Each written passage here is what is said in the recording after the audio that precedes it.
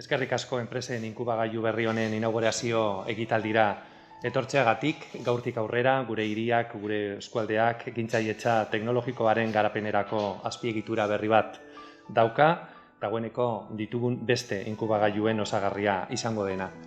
Izan ere, hemen bertan Azitaingo industrialdean oso urrutira joan gabe Eibargunea eta Teknikerren kokatutako haztegiak ditugu.